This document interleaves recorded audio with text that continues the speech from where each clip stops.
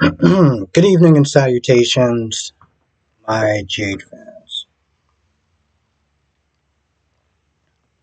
So, Jason, Carly are hanging out by that famous bridge, drinking beers, pretty much celebrating that it's over.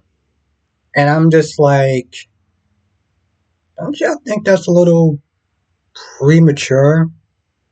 I mean, for a while, Carly and Jason has been sitting there saying to themselves, we don't know is even if we do accomplish this whole thing, that the FBI is just going to let us go.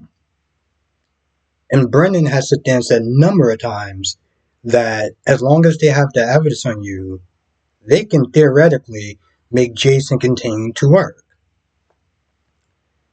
And given the fact that they didn't catch Valentine yet, John can easily just get mad and decide, you know what, Carly's going to jail, or we need you to do this or else. So sitting there drinking beers just seems a little kind of off to me. But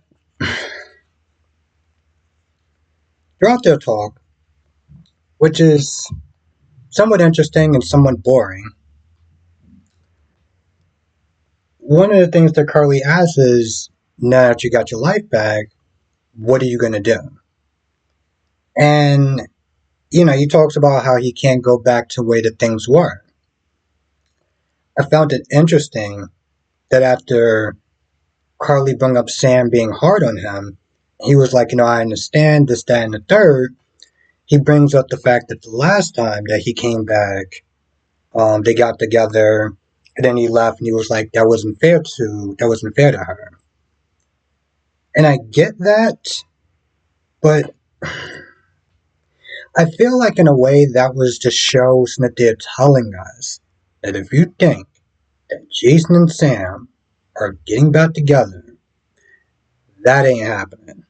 So when he was to talk about how he can't get back to the ways that things were, that was one of those things he was talking about. I mean, nothing has been confirmed, but there was always rumors that after a while, Steve and Kelly didn't get along for just numerous reasons. I can talk about that all day. They didn't get along. So it's highly doubtful that you're going to be sitting there seeing those two together in the future. So I think that's what the writers are sitting there telling us. Um, they also talk about Sonny. Because, Carly's like, oh, you could sit there and work for me for security, whatever. You could work with me for security. He was like, no, I got a job or whatever. And Carly was like, well, that's half Sonny's job. That's half Sonny's company. And, Jason was like, I got to sit there and make him understand. Now that it's over, I can pretty much tell him everything because Sonny is in a lot more trouble than he realizes.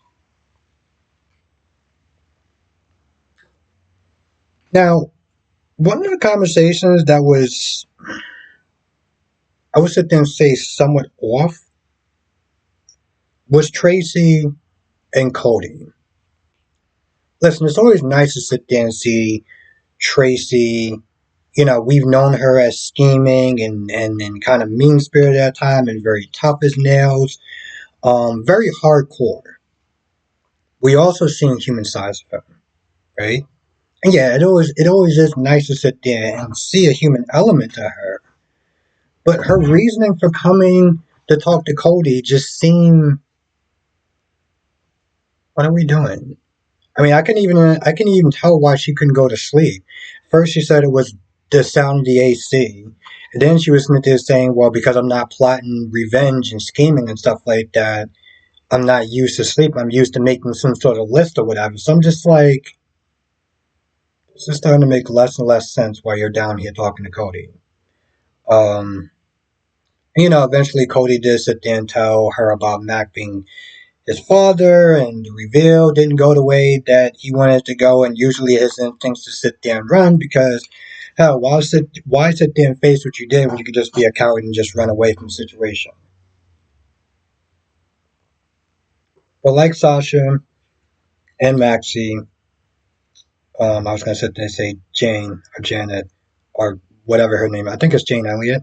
Um, she pretty much is like, "You're not leaving. You shouldn't be leaving." And just hey, listen, you get no recommendations, you get no severance package, you get no nothing. Um, and just pretty much tell them just to stick it out. Talked about her family and why she comes back to her family time and time again. Um, so it wasn't a terrible conversation. It's just the way that it was brought about just seemed like. I think Cody said he couldn't sleep because of something. I don't even remember why he couldn't sleep. He just couldn't sleep. She couldn't sleep for some odd reason that didn't really make a lot of sense, and so they just wound up ending up insane together. Um, Blaze and Christina comes to Nina for guidance as far as um, how to come up with a response. They said they were going to be talking to some Perez Hilton, I think that's his name, which out of all guest stars you could have put on there, that's not this thing you couldn't have hit me up. But Perez Hilton? Really?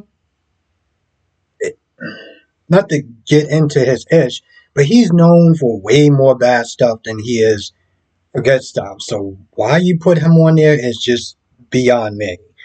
But they said they need some coaching or whatever. And one of the things that Nina said was just to be yourself, which is true.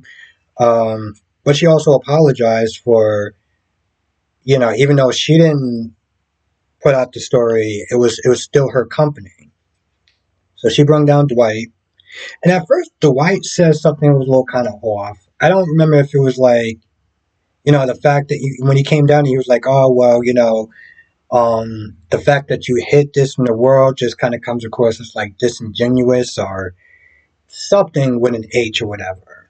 But pretty much just chastising her on her decision to not out herself to the world.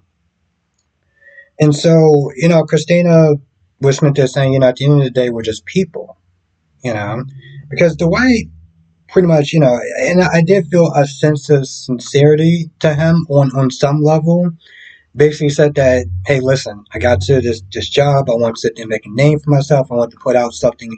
I want to make it, something that goes viral. And I've seen this time to time. I've seen YouTubers, influencers, whatever, that want to sit there and make a name for themselves.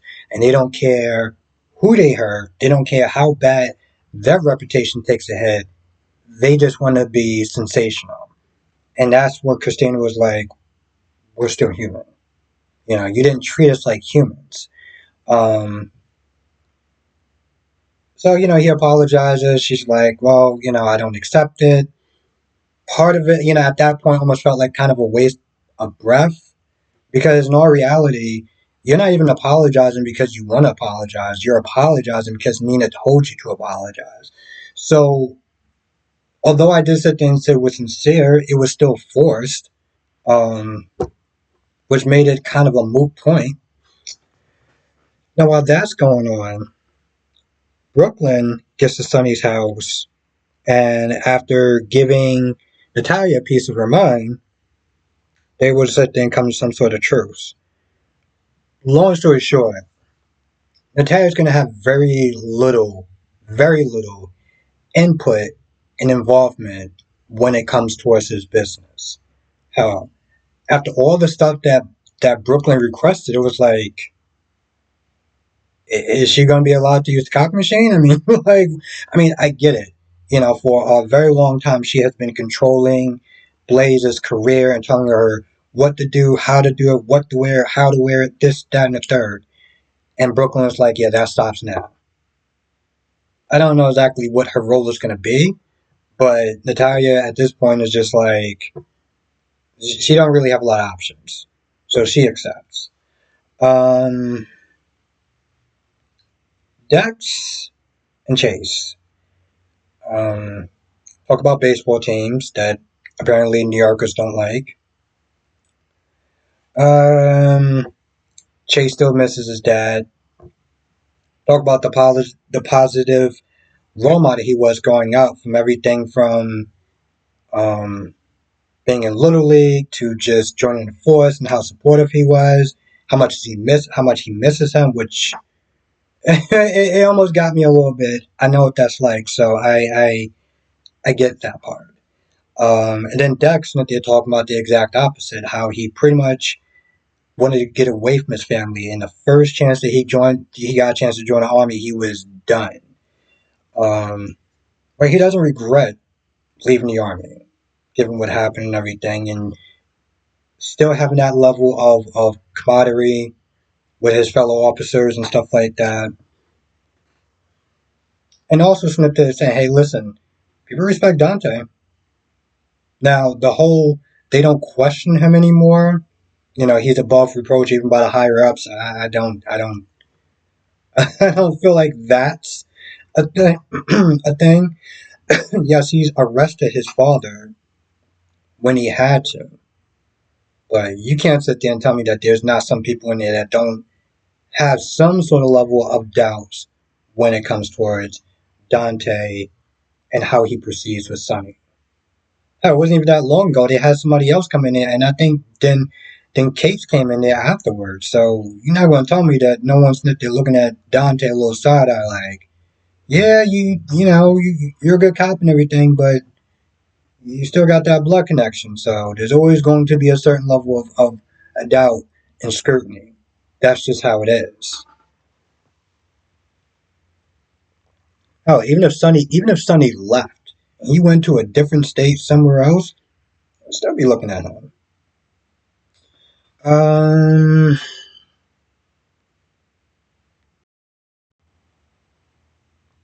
Anyway, I feel like that's about it. That is pretty much the gist of the episode. If I miss anything, write it down in the comment section below, and I'll see you in the next video.